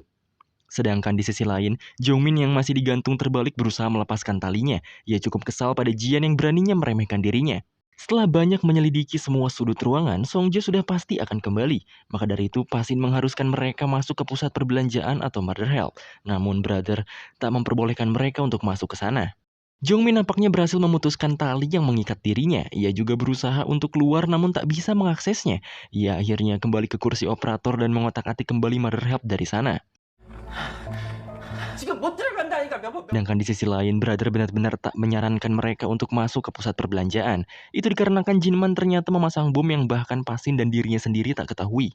Ini tuh Mother Help dirancang agar dioperasikan oleh seorang manajer sepanjang waktu, dan Brother sendiri bekerja sama dengan Jinman untuk selalu bergantian menjaga pusat selama 14 tahun.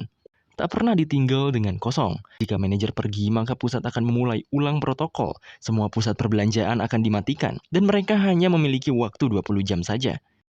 Jongmin yang masih mengotak-atik server Mother Help benar-benar dendam dan akan mengalahkan semua orang, entah itu Jian ataupun Babylon sendiri.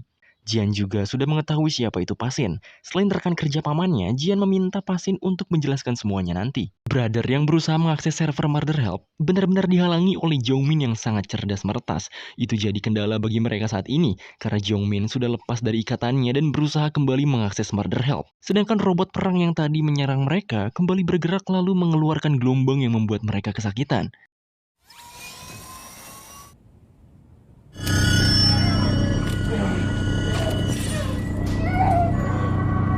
Saat Minhye hendak menghentikan robot itu, mobil Songjo dan si kembar membobol pertahanan mereka.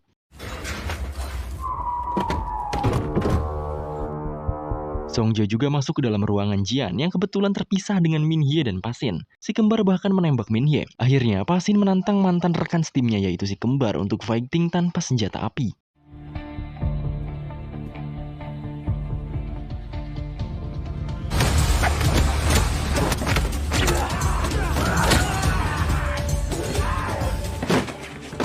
Sedangkan Songjo, ia merasa dejavu karena dahulu kala pernah mencari Jian di kamarnya juga sama persis seperti saat ini.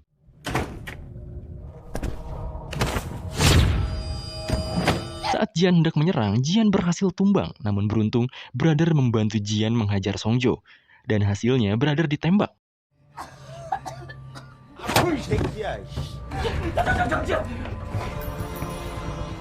Jian hanya bisa kabur. Ia menyaksikan pertarungan Minhye dan juga Pasin melawan si kembar. Jian diperintahkan untuk kabur karena ialah yang mewarisi Mother Help saat ini.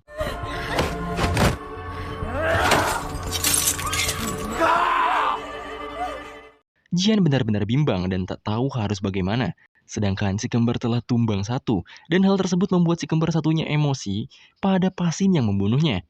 Jian akhirnya berlari ke gudang dan berusaha masuk ke pusat perbelanjaan. Ia benar-benar dikejar oleh Songjo. Menyeramkan, seperti dikejar Freddy.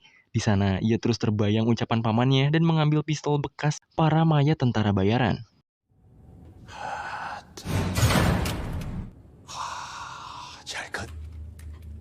Jian memberanikan dirinya untuk melawan Songjo. Ia juga berhasil menodongkan pistolnya pada Songjo. Awalnya si paman sniper itu berusaha menghasut Jian yang masih remaja, namun terdengar suara bising yang keluar dari dalam pusat, yaitu Jongmin. Ia yang emosi mengambil senjata yang lebih berbahaya, lalu menembakkan senjata itu dengan asal, menandakan ia benar-benar dendam pada Jian dan Babylon. Senjata yang ia pegang kehabisan peluru, dan Songjo mendekatinya. Songjo yang tak tahu menahu siapa itu Jongmin langsung membunuhnya dengan kapak andalannya. Sedangkan Jian, ia berusaha masuk ke dalam pusat perbelanjaan. Mengetahui bocah yang ia bunuh keluar di lubang yang sama dengan Jian, Songjo agak menyesal membunuh Jongmin. Jian berusaha membuka gembok senjata di sana, namun sulit. Bahkan Songjo juga berhasil masuk ke dalam pusat perbelanjaan. Songjo nampak kagum dengan ide gila dan futuristik milik Jinman. Namun tugasnya kali ini membawa Jian lalu mengambil semua harta Jinman untuk diserahkan ke Babylon. Jian nampaknya memiliki ide dan ia terus bersembunyi di balik bayangan.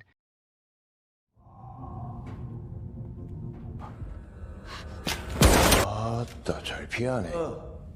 데려다 쓰고 싶을 정도야. Karena kehebatan Jian untuk menyelinap dan bersembunyi, rasanya Songjo ingin merekrut Jian ke dalam timnya. Ia juga memasangkan bom peledak sebagai jebakan di sela-sela ruangan itu sembari berbicara dengan Jian yang entah di mana. Songjo membawa topik mengenai orang tua Jian yang jelas itu membuat Jian sedikit meneteskan air matanya. 아저씨같이 보육원에서 이 부모. 그러니까. Jian juga lengah. Ia malah terkena jebakan peledak Songjo. Peluru Jian habis dan tentu saja Songjo tahu suara senjata yang kehabisan peluru. Namun Jian melihat senjata nganggur di bawah kakinya dan kembali bersembunyi dari Songjo. Sedangkan si kembar yang terus mengejar Pasin malah masuk ke ruangan rahasia di rumah itu. Ia pun menendang ujung ruangan rahasia itu yang menurut Brother adalah bom.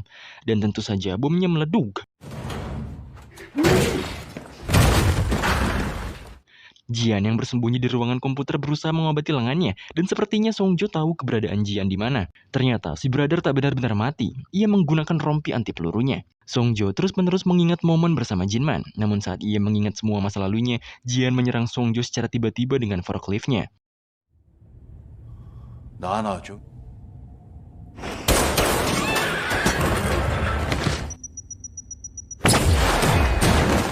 Hindaran Songjo mengenai jebakan peledaknya sendiri, dan lebih buruknya lagi Songjo terguyur cairan bensin yang sudah Jian persiapkan. Jian pun menodongkan pistolnya. Awalnya Songjo tak takut karena ia berpikir bahwa Jian masih awam soal senjata. Jian pun menembakkan pistolnya mengarah ke cairan yang tersiram pada Songjo dan terbakarlah seluruh tubuhnya.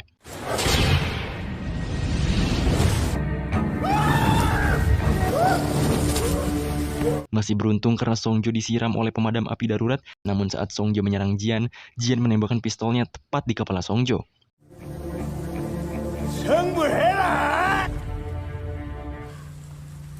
Jian nampak lemas. Ini kali pertamanya ia menembakkan pistol kepada manusia. Ia menangis dan bingung harus melakukan apa setelahnya. Di sisi lain, Pasin membangunkan Min Hye yang ternyata Min Hye masih sadar.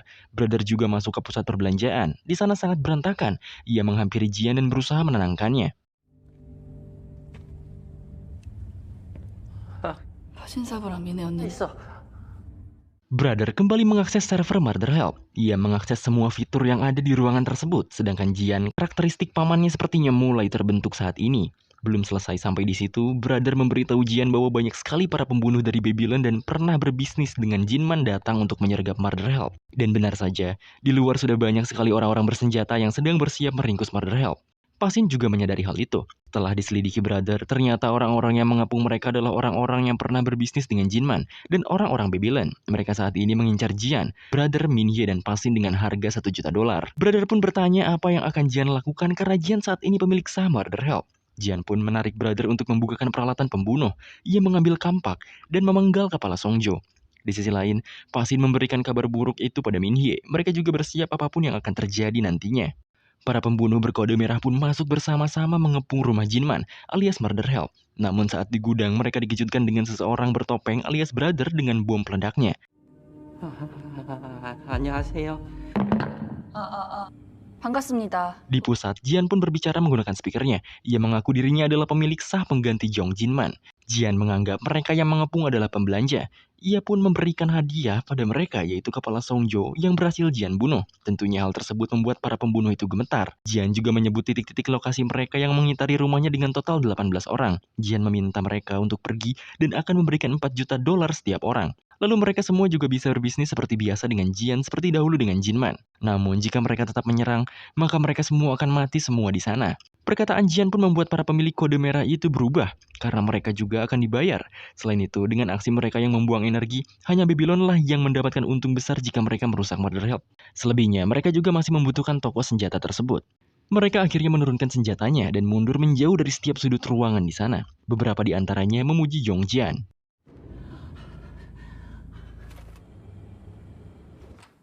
Setelah semua itu, Pasin menyaksikan Min Hye yang tertidur pulas. Brother juga kembali ke pusat dan melemaskan semua tulangnya karena aksi tadi sangat menegangkan.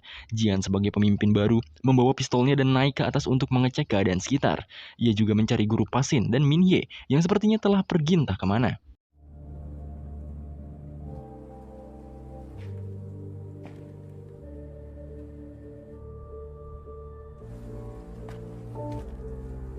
Ia pun akhirnya menangis, meratapi semua yang telah terjadi di hidupnya. Rasanya sulit menerima kenyataan yang bahkan tak ia percayai sedikitpun. Isakan tangisnya menandakan kebingungan dan kegundahan hatinya yang sangat dalam. Namun ia melihat bis yang tiba-tiba saja datang mendekati rumahnya. Merasa itu ancaman, ia pun berlari mendekat dan berusaha menghentikan mereka. Ternyata pria yang keluar dari bis itu adalah pria yang memberi Jian korek saat pemakaman pamannya. Ia mengaku dirinya sebagai kelompok pembersih dan memiliki kode kuning. Ia sepertinya yang memimpin anggotanya sebagai agen pembersih untuk membersihkan semua rentetan kotoran rumah Jian. Pagi telah tiba. Saat itu, mereka dikejutkan dengan sebuah taksi yang mendekat ke arah mereka. Para kelompok pembersih juga menyiapkan senjatanya, berjaga siapa tahu mereka berbahaya. Namun ternyata yang keluar dari taksi itu si paman yang menolong Jian di awal episode. Dan ternyata Jong Jinman belum mati coy. Namun Jinman terlihat pincang dan lemas akan ia mengalami pertarungan yang tak kalah brutal dari Jian. Mereka saling menatap dan Jinman tersenyum pada keponakannya yang ia besarkan sejak lama.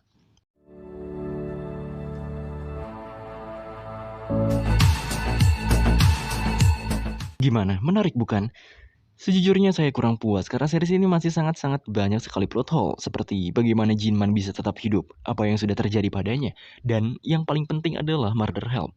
Kita belum diberitahu jelas untuk apa tujuan Murder Help dibangun oleh Jinman. Apakah hanya untuk dijadikan ladang usaha Jinman saja sesuai yang diterangkan oleh seriesnya? Selain itu, dari mana pasokan atau stok semua senjata yang Jinman jual? Apakah dia reseller atau justru merakit dari awal pembuatan senjatanya? Mungkin pertanyaan-pertanyaan tadi terdengar remeh, namun hal-hal tersebut bisa membuat plot ceritanya semakin kuat dan terasa masuk akal. Tapi menurut saya, series ini pasti akan mendapatkan season keduanya. Dan di sana pasti akan banyak sekali penjelasan-penjelasan yang belum kita ketahui di season 1 ini. Dan kemungkinan bisa menjawab semua misteri yang masih terus berlanjut di season 1 ini. Overall, rating dari saya 7,5/10. Dan series ini layak untuk diikuti.